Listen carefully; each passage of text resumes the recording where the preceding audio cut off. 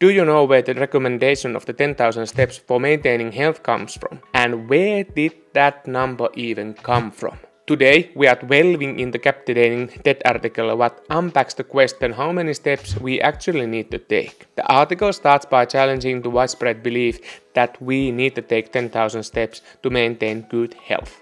According to the article, 10,000 steps guideline originated from the 60s from Japan when they invented pedometer called Mampo-Kei.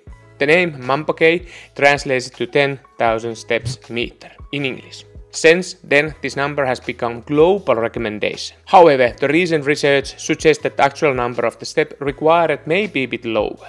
The article highlights the study conducted by research from Brigham and Women's Hospital in Boston. They analyzed steps count over 17,000 women and found that those who took average of 4,400 steps per day had significantly lower mortality rate compared to those who took only 2,700 steps. This suggests that even modest increase of daily steps can be substantial health benefit. To gain further insight, the article features interview with Dr. Min Lee, the professor of medicine in Harvard University. Dr. Lee explains that while 10,000 steps may be a great goal for some individuals, it may not be even achievable or necessary for everyone. She emphasizes that any amount of the physical activity is beneficial and encourages people to find their own realistic goals based on their lifestyle and abilities. The article addresses common misconception taking more steps equals to burning more calories.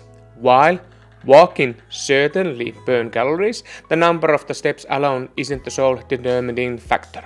Factors like pace, duration and intensity of walk also plays significant role. So it's important to focus on the overall quality of physical activity rather than just step count. Now that we understand the importance of the physical activity, let's explore some practical tips to increase the daily step count. The article suggests simple strategies like taking the stairs instead of the elevator, parking further away from your destination or going for the short walks during the lunch break. These small changes can make big difference over time. And again, elevators are only for disabled people or transporting stuff. If you have a healthy, normal legs, use the stairs.